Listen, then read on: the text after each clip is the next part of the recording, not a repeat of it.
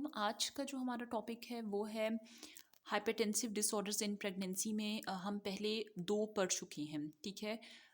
सबसे पहले हमने पढ़ा क्रॉनिक हाइपरटेंशन, ठीक है, एंड सेकंड हमने पढ़ा प्रेगनेंसी इंड्यूस्ड हाइपरटेंशन।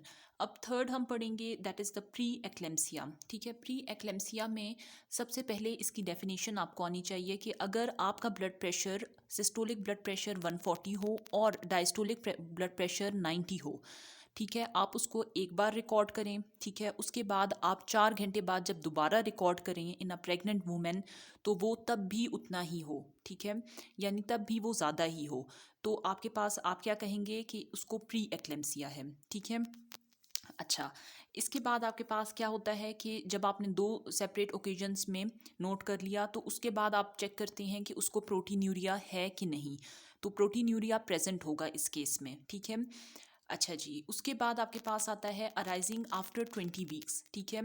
हमने पढ़ा था जो क्रॉनिक हाइपरटेंशन थी वो 20 हफ्ते के से पहले हो रही थी, ठीक है, लेकिन ये 20 हफ्तों के बाद हो रही है, ठीक है। फिर हमने पढ़ा था कि जो प्रेगनेंसी इंड्यूस्ड हाइपरटेंशन है उसमें प्रोटीन्यूरिया हो रहा था, ठीक है, लेकिन उसमें प्रोटीन्यूरिया नहीं था, लेकिन इसमें प्रोटीन्यूरिया मौजूद है, यानी इसमें प्रोटीन्यूरिया भी होगा और ये 20 हफ्तों के बाद होगी।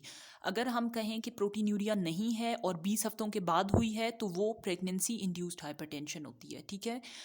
अच्छा जी, उसके बाद आपके पास आता है कि 20 वीक्स के बाद होगी और जो वुमेन होगी वो पहले उसमें कोई हाइपरटेंशन के सिम्टम्स नहीं होंगे, ठीक है। इसके बाद आपके पास आता है कि ये रिजॉल्व हो जाती है 6 वीक्स पोस्टपार्टम, ठीक है। पोस्टपार्टम मींस आफ्टर डिलीवरी, ये 6 हफ्तों बाद रिजॉल्व हो जाती है, ठीक है। अब हम आते हैं इसकी पैथोफिजियोलॉजी पे। अच्छा जी, अब हमारे पास जो पैथोफिजियोलॉजी है उसमें दो स्टेजेस आती हैं, ठीक है। नंबर वन इज स्टेज 1, ठीक है, and number second is stage 2। Number one is stage 1 is the deficient trophoblast invasion, ठीक है। डेफिशिएंट ट्रोफोब्लास्ट इन्वेजन की एक्सप्लेनेशन अगर मैं करूं, ठीक है, उसमें ये होता है कि आपके पास जो ट्रोफोब्लास्ट्स हैं, ठीक है, वो इन्वेजन नहीं करेंगे, वो नहीं जाएंगे स्पाइरल आर्टरीज में, ठीक है। स्पाइरल आर्टरीज जो हैं वो फीटस को ब्लड सप्लाई करती हैं, सही। तो उसमें जो ट्रोफोब्लास्ट हैं वो नहीं जाएंगे, ठीक है। इस वजह से क्या होगा कि ट्रोफोब्लास्ट उनकी डेवलपमेंट में हेल्प करता है, ठीक है। तो वो आर्टरीज जो हैं वो स्पाइरल आर्टरीज जो है आपके पास डेवलप से नहीं होंगी, उनका कैलिबर बहुत छोटा रह जाएगा, ठीक है। उनका जो ल्यूमन है वो बहुत छोटा रह जाएगा, जिसकी वजह से वो प्रॉपर ब्लड सप्लाई नहीं कर सकेंगी to the placenta and the foetus, ठीक है। जब ब्लड सप्लाई नहीं होगी तो हमारे पास क्या होगा, यूट्रो प्लेसेंटल इस्कीमिया होगा, ठीक है। ये इस पॉइंट की, ये इस स्टेज की एक्सप्लेनेशन थी, सही हो गया। आपके पास एट द एंड क्या होगा, यूट्रो प्लेसेंटल इस्कीमिया होगा। अब नंबर सेकंड स्टेज पे हम आते हैं, ठीक है। नंबर सेकंड स्टेज पे, अच्छा जी, सेकंड स्टेज पे क्या होगा कि एंडोथीलियल डिसफंक्शन, ठीक है। सॉरी, ये मैंने इसकी स्पेलिंग थोड़ी सी सही नहीं लिखी हुई।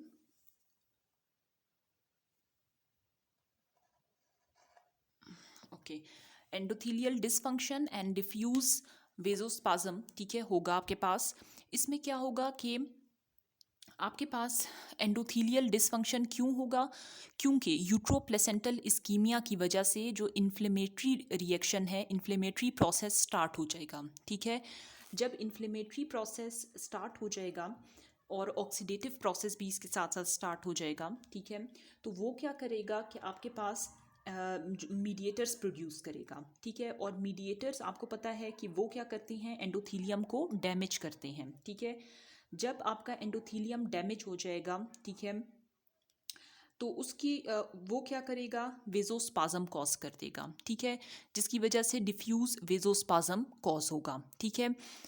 तो आपके पास क्या होगा कि मीडिएटर्स रिलीज हुए, ठीक है, मीडिएटर्स ने एंडोथीलियल डिसफंक्शन कर दिया, ठीक है। एंडोथीलियल डिसफंक्शन की वजह से एंडोथीलियल डिसफंक्शन हुआ और मीडिएटर्स ने ही डिफ्यूज वेजोस्पाज्म कॉज कर दिया, ठीक है। आर्टरीज का जो ल्यूमेन था वो नैरो कर दिया, ठीक है। तो वेजोस्पाज्म तो होना ही होना है, ठीक है, ये हो गया। और इसके बाद आपके पास एंडोथीलियम भी डिसफंक्शन हो गया, ठीक है। अब क्या होगा कि आपके पास वेजोस्पाज्म की वजह से हाइपरटेंशन हो गई होगा, ठीक है। उसके बाद आपके पास क्या होगा कि सिस्टमिक परफ्यूजन जो है वो रिड्यूस हो चुकी है, ठीक है, जिसकी वजह से क्योंकि वेजोस्पाज्म हुआ है ना, तो सिस्टम में परफ्यूजन नहीं हो रही, ठीक है, ब्लड नहीं जा रहा, ऑक्सीजन नहीं पहुंच रहा, तो जिसकी वजह से एंड ऑर्गन डैमेज होगा, ठीक है।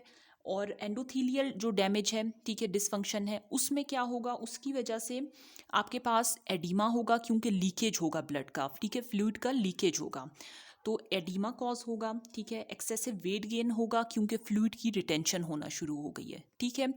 तो ये स्टेज 2 की बात थी, ठीक है। तो ये इसकी पैथोफिजियोलॉजी है, ये आपको आनी चाहिए।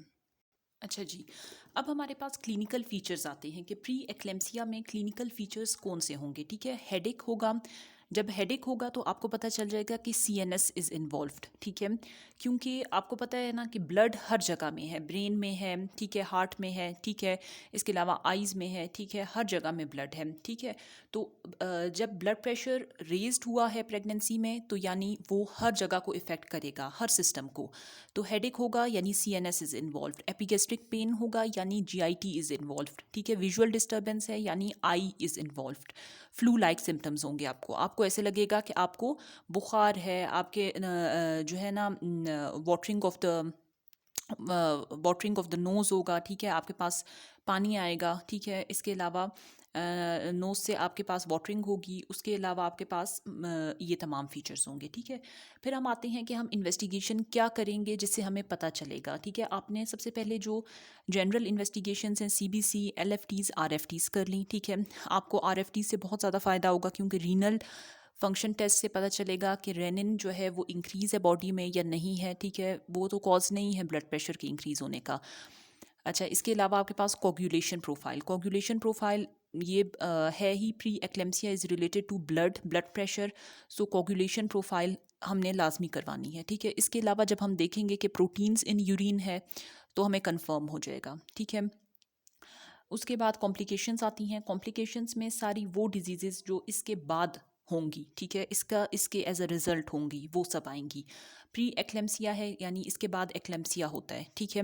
एक्लेम्सिया मैं आपको आगे जाके बताऊंगी, ठीक है, it is related to convulsions, ठीक है, तो वो मैं आगे जाके आपको बताऊंगी। अब आप सिर्फ नाम याद रखें इसका, एक्लेम्सिया है, हेल्प सिंड्रोम, ठीक है, ये भी डिफरेंट टाइप ऑफ जो सिम्टम्स हैं वो अपीयर होते हैं इसमें, ठीक है, ये मैं आगे जाके आपको बताऊंगी। देन द सेरिब्रल हेमोरेज आता है, ठीक है, सेरिब्रल हेमोरेज आता है।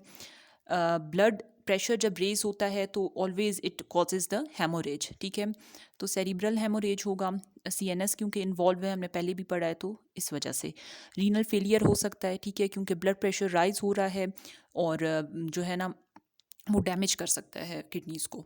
इसके अलावा प्लेसेंटल एब्रप्शन होती है, ठीक है, प्लेसेंटल एब्रप्शन क्यों होगी, क्योंकि उसको प्रॉपर ब्लड नहीं पहुंच रहा, ठीक है, प्रॉपर ब्लड नहीं पहुंच रहा, इस्कीमिया हो रही थी जिसकी वजह से प्लेसेंटल एब्रप्शन हो रही है, सही हो गया। तो ये आपके पास कॉम्प्लिकेशंस आ गई। अच्छा जी, अब हमारे पास इसकी टाइप्स आती हैं, ठीक है, प्री एक्लेम्सिया की कुछ टाइप्स हैं। सबसे पहले आती है माइल्ड, ठीक है, then moderate, then severe. Mild pre eclampsia में आपके पास जो सिस्टोलिक ब्लड प्रेशर है वो 140 टू 149 के दरमियान होगा, ठीक है, और जो डायस्टोलिक ब्लड प्रेशर है दैट इज़ 90 टू 99 के दरमियान होगा, ठीक है। क्योंकि ये माइल्ड है इस वजह से ये नॉर्मल रेंज से थोड़ा करीब है, ठीक है, ये बात आप याद रखिएगा। साथ में सिग्निफिकेंट प्रोटीन्यूरिया होगा, ठीक है, हर टाइप में सिग्निफिकेंट प्रोटीन्यूरिया होगा क्योंकि ये इसकी पहचान है, ठीक है। और ब्लड प्रेशर मैंने आपको बता दिया। अब इसका जो ट्रीटमेंट है उसमें आप एंटी हाइपरटेंसिव इसमें इस केस में माइल्ड के केस में रिकमेंडेड नहीं होते, ठीक है, तो आप इसमें नहीं देते। फिर आपके पास आता है मॉडरेट, ठीक है, मॉडरेट में आपके पास क्या आता है कि सिस्टोलिक ब्लड प्रेशर आप देखें 149 पे यहाँ पे ख़त्म हुआ तो 150 टू 159 है, ठीक है, थोड़ा सा उससे ज़्यादा हो गया। और डायस्टोलिक ब्लड प्रेशर 100 यहाँ पे 99 था, 100 टू 109 पे के दरमियान हो सकता है, ठीक है, साथ में सिग्निफिकेंट प्रोटीन्यूरिया मौजूद है। इसका जो ट्रीटमेंट आप करते हैं दैट इज़ समवन डिफरेंट, वो आप कंजर्वेटिवली ट्रीट करते हो, ठीक है, यानी फ्लूइड वगैरह आपने देना है, सब उसको मेंटेन रखना है, ठीक है, आईवी लाइन वगैरह पास कर देनी है, ठीक है, और साथ में ओरल लेबीटेलॉल दे देना है, ठीक है, oral labetalol is the beta blocker. फिर उसके बाद आता है स्फेयर प्री एक्लेम्सिया, ठीक है, स्फेयर प्री एक्लेम्सिया क्या होता है कि systolic blood pressure more than 160 होगा, ठीक है, 159 था, तो 160 से अबव जो है that is the systolic blood pressure. और जो डायस्टोलिक ब्लड प्रेशर है that is more than 110 millimetre of mercury, ठीक है। यहाँ पे 109 पे ख़त्म हुआ था ना, तो उससे आगे। और साथ में आपके पास सिग्निफिकेंट प्रोटीन्यूरिया ज़रूर होगी, ठीक है। इसका ट्रीटमेंट मैं आपको बताती हूँ। अच्छा जी, अब हमारे पास इसका जो ट्रीटमेंट आता है स्पेयर प्री एक्लेम्सिया का, उसमें आपके पास दो चीज़ें आती हैं। अगर फीटस और मदर इंडेंजर्ड नहीं है, यानी खतरे की बात नहीं है, तो आपने क्या करना है। और अगर फीटस और मदर इन डेंजर हैं, ठीक है, तो आपने क्या करना है। अगर foetus and mother not endangered, तो आपने एडमिट करना है, monitor the blood pressure 4 times per day, ठीक है। बीपी को कंट्रोल आपने करना है लेबिटेलॉल के लिए, ये सेफेस्ट ड्रग है, ठीक है। Monitor the CBC, LFTs, RFTs and electrolytes, ठीक है। आपने कंजर्वेटिवली उसको ट्रीट करना है और साथ में लेबिटेलॉल दे देनी है। अगर आपके पास पेशेंट आया है, मदर आई है, ठीक है, और फीटस दोनों इन डेंजर हैं, ठीक है, तो आपने क्या करना है, प्रॉम्प्ट डिलीवरी, एकदम से डिलीवरी करनी है, बेशक कोई भी गेस्टेशनल एज हो। आपने आईवी मैग्नीशियम सल्फेट देना है। मैग्नीशियम सल्फेट आप कन्वर्जेंस के लिए देते हैं, ठीक है। कन्वर्जेंस के लिए मैग्नीशियम सल्फेट से अच्छा ड्रग कोई भी नहीं है, ठीक है, इन प्रेगनेंसी। उसके बाद आप लेबिटेलॉल देते हैं, ठीक है, लेबिटेलॉल फॉर ब्लड प्रेशर कंट्रोल। अगर आपके पास डिलीवरी, अगर उस औरत के जो गेस्टेशनल एज है वो 34 वीक्स से कम है, तो आप उसको स्टीरॉइड्स देंगे ताकि जो फीटस है उसके लंग्स मेच्योर हो जाएं, ठीक है, और ताकि वो प्रॉपर मतलब अपनी डिलीवरी के वक्त जो फीटस है उसके लंग्स प्रॉपर काम करें, ठीक है। तो यहाँ तक हो गया हमारा प्री एक्लेम्सिया का टॉपिक। अब मैं नेक्स्ट वीडियो में आपको एक्लेम्सिया एंड हेल्प सिंड्रोम पढ़ाऊँगी। Thank you.